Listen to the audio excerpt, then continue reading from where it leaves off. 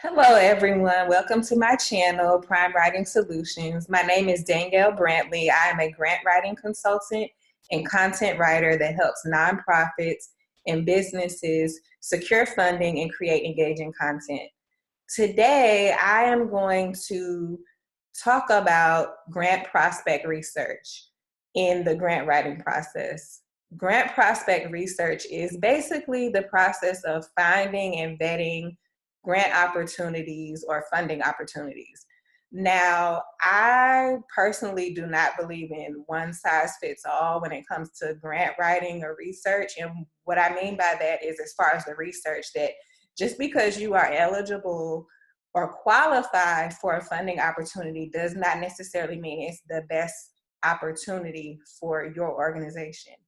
And so, just to give a quick example, let's say, for example, you are a 501c3, you meet that requirement, which, just to put that out there, most grant opportunities will require you to have 501c3 status. Now, there is another part that some people overlook, and that is the funders or grant makers giving focus or interest. So that means what areas or what projects are they most interested in funding? So, for example, an area of funding or giving can be education, it can be youth development, it can be sports, it can be homelessness prevention. And so you want to make sure that when you are looking for grants, that you are creating a match between the funding and giving areas. Also, even between the mission of the organizations, is great if you have a similar mission. It doesn't have to be exactly the same. Everybody has different missions, but you'll find some similarities. And so these are some of the things that I talk about in my upcoming book, Secure the Grant.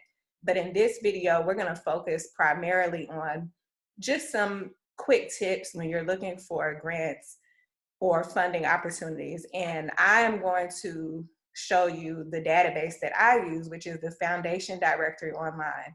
Now, it is a part of Candid, and if you have watched any of my videos before, you know that Candid is a great resource, and I encourage people to sign up for Candid Learning, so hopefully you did that. But it is a part of Candid, and now nobody's paying me to say this, but I just absolutely love Candid, and I love Foundation Directory Online. I prefer it. Now, to be fair, there are other grant databases. I know one of them, I think, is called Grant Station, but I really have not really used those. I pretty much go to Foundation Directory Online. And the reason why I prefer it is because it is just thorough. And when it comes to research, I'm a thorough person. So there's that match there. And it's thorough because of the background information that it gives you on the funders. And I'll show you a little bit of that. You'll see exactly what I'm talking about. So that's my preference.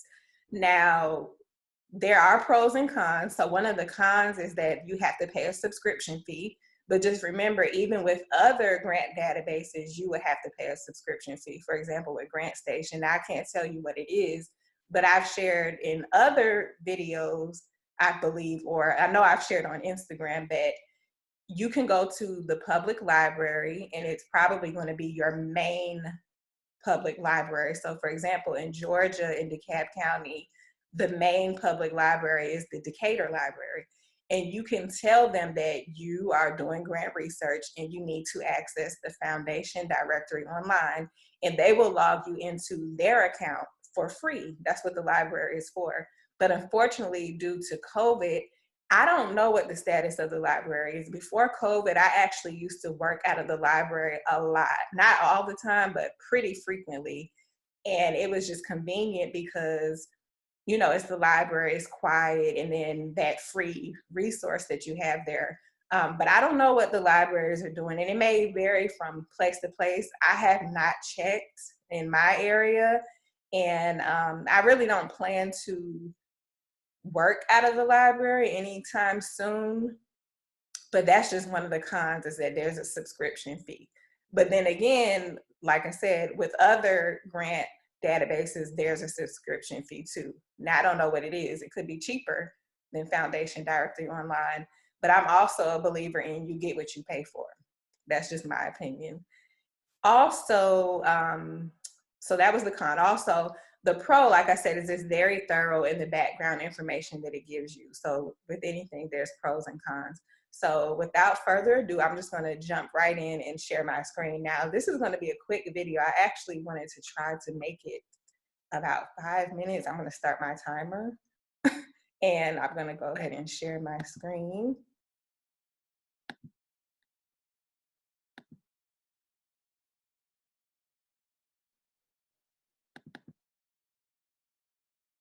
Okay, so this is the foundation directory online. And I always go to advanced search and filters. And the reason why is because you can search for more things at one time and you can really narrow down your search. So I'm gonna search for homeless, ooh, homeless. And I'm gonna search, I want homeless shelters, housing for homeless, and homeless services. That is what I'm looking for.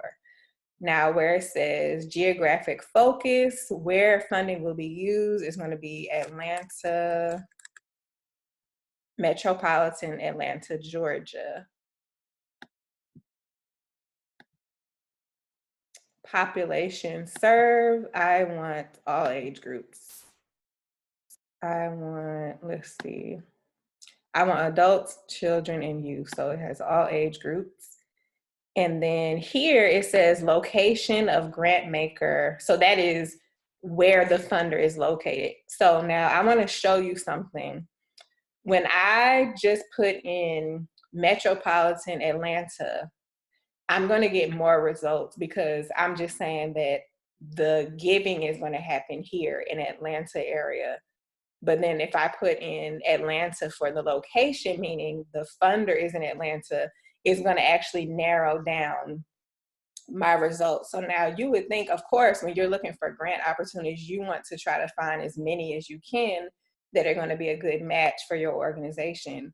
However, and I shared this on Instagram Live, that when you're doing grant research, you should really start out locally looking and then make your way out further as far as, you know, regional and national opportunities. And I talk about that in much detail in my upcoming book, Secure the Grant. But for this video, it's more so just showing you this database and how you can use it. So when I search here, I put Atlanta here. We don't want it to be just Sandy Springs, but we put Atlanta. I'm gonna do a search and I'm gonna scroll down. Okay, and you'll see here it tells me I have 98 grant makers. So that means basically the funders, the different organizations and foundations that are giving money for my focus, my giving area, which is homelessness. And it also shows you, if you look here, total value of grants. So over 15 million, 98. Now, let me just show you this real quick. If I go back up and I take out this location of the grant maker and I do a search here, I'm going to have more. See, now I have 329 over 37 million because now I'm broadening my search. And if you notice here, see, you have Ohio, North Carolina, Minneapolis, and also Atlanta. So, but when I search, I actually like to start out local and small. And I shared this before in the Instagram Live. I do like to start out and then branch my way out. So when I go here, let's see. And I select, so now you see the difference. You see that most of these locations now are just showing Atlanta, Georgia, whereas before it was showing different places all over the country. My lighting is a little bit weird. The sun is shining, but that's not important as long as you can see the screen, hopefully. And so I'm just going to go to the view all so you can see. So when I go to view all,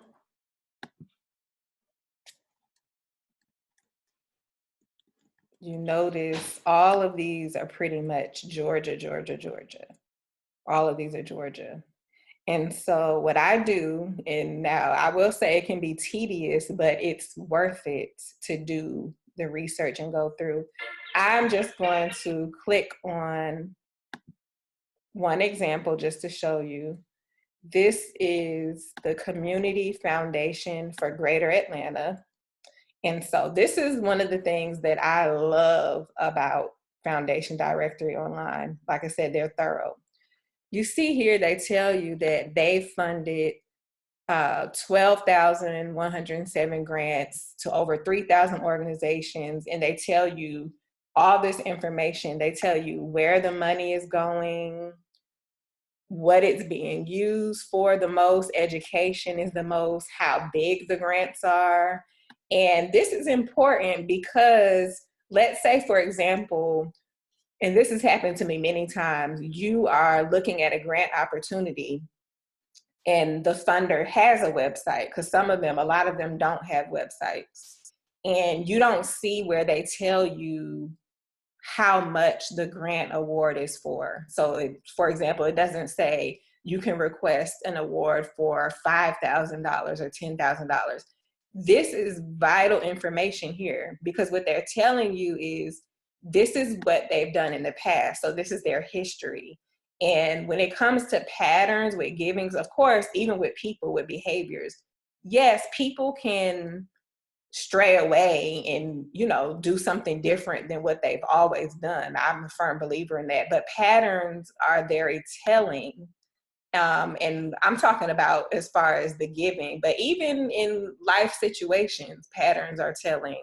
And so if you look down here, it says most common grant amount is 1,000. So they're telling you that the average amount that they usually give is $1,000. So that's important to know, because when you are applying for a grant, if they don't tell you up front, now you can ask them and inquire, you definitely can ask them. And some funders are very open and very helpful about information like that, about how much you should request, what's too much.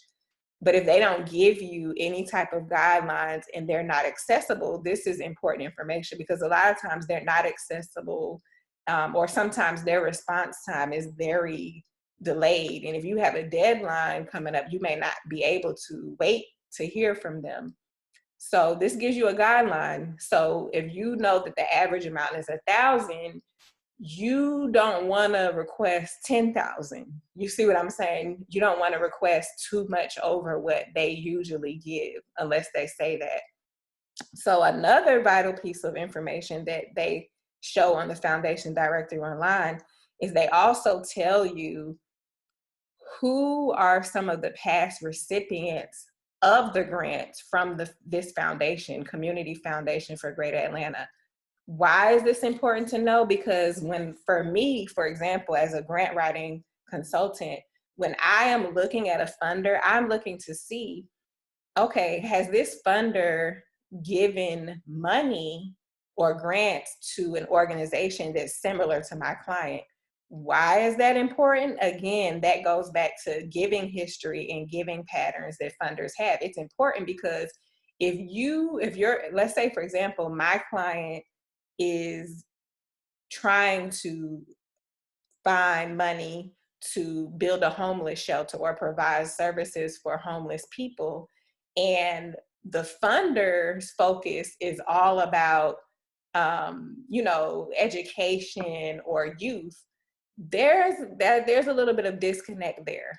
But one of the things that I love about the Foundation Directory Online is that when you narrow down your search, they help you, in a sense, weed out or vet out and get to the funders that are going to be closest to your giving focus and what you're looking for. But I still take a look at, for example, it says Atlanta Day Shelter for Women and Children, Trinity Community Ministries. So let's just say, for example, and I'm just using this as an example, let's say I have a client and they are a religious organization. They are a church, but they have a nonprofit organization. Now, a lot of times, this is just an example, just some FYI. A lot of times grants will say that they do not support religious organizations because they don't want any type of stipulations or any issues with diversity. However, at the same time, a lot of them will allow religious organizations to apply for grant opportunities if their organization, their nonprofit, benefits the community at large. And so what that means is, for example, when they have resources or services that they provide out of their church or out of their nonprofit, is not just for the church members, it's for the community at large. And so for me, I'm just using this as an example, it's important to see what type of organizations has the funder funded before. Because if, let's say, for example, if they've only funded what I call, like big name organizations, and I'm just going to throw out some names out there, like Boys and Girls Club, or Big Brothers Big Sisters, or larger nonprofits. In my organization or my clients organization is a smaller organization, that's something that I kind of pay attention to. And it's not to say that giving patterns are always the same, that a funder cannot decide to fund a smaller organization even though they never did it before. But from my experience, it is very telling. And that is one of the reasons why, if you ever noticed before, and if you didn't notice, I'm going to tell you, and you'll learn this today. A lot of times when you go to a foundation's website and they have grant information on there, and they have their grant application, their facts, question and answer, a lot of times they have an eligibility quiz that you have to take so that you make sure before you even try to apply you're eligible. A lot of times, if you pay close attention, they will actually include past recipients of grants. So why do you think that they do that? One reason why, of course, is because they are being, transparent about where they're giving the money. But also at the same time, they share that information, and they share the information about what they're looking for. And a lot of times they will tell you that, that we only fund projects or organizations that are a match with our mission and our funding areas. They tell you that a lot of times. But the reason why they share that information also too is so that you can see that these are the types of organizations that we tend to support. These are the types of projects that we tend to support. So that's important. If you notice that, like, this is a real example. I was checking out a grant opportunity for a client, a potential opportunity, and I noticed that a lot of the past recipients that they gave to were much bigger nonprofits. And not only that, they were not related to necessarily education, or in the sense of the way that my client does education. And so therefore, because of that, I determined and I knew that that was not the best opportunity for my client. Now, could we still apply? Yes, we could still apply and take a chance. But just based on that fact alone, when you look at the past recipients and what their giving pattern is, it's a high possibility, like I said, that it's not the best match. So those are just some examples of things that, to look out for. Now, I'm not telling you that you have to be, picky and just, if they don't have anyone that, similar to your organization, don't apply. That's not what I'm saying. But I'm just saying, if you notice, I'm talking about like a big pattern where it just stands out like that, that is something, to consider. And that's something that I pay attention to, because the reality is that a lot of these funders, what they do is they do tend to give to similar projects, similar organizations, because they have a focus themselves. They have a mission themselves and they want to see certain work done, in the community. So this, I definitely know I went over my 5 minutes, but I just wanted to show you, and hopefully this was helpful to someone that maybe is not familiar with grant research or just not even familiar with using a database. But this is very helpful because, like I said, you can go, of course, you can go on Google and you can do a search, but you will not have access to this information. Now, I will say that if you already know of some grant opportunities that you want to apply for, then this may not be necessary for you. If you have a couple you want to apply for, you can do that. But in the grand scheme of things, it's always good to have a plan, or what I call, strategizing in having a database of grants that you can apply for. And so what I do is I actually customize a list or report for my clients. So I go through this process for them because it can be very tedious and it can be very time consuming. But in the end, I can tell you from my experience, it is worth it. And this is the reason why I go through this process. And so I didn't show you everything, but basically this is to be an overview of grant prospect research and just show you the database. So that is it. And I'm going to actually try to record some other videos. And what I'm going to do is just do one a week. I think when I started out, I don't know what I was thinking. I was thinking a little too ambitious. I think I was trying to do 2 or 3. But what I'll do is, even if I pre-record them, just have them once a week for Tuesdays when I do my Tuesday tips. See you in the next video.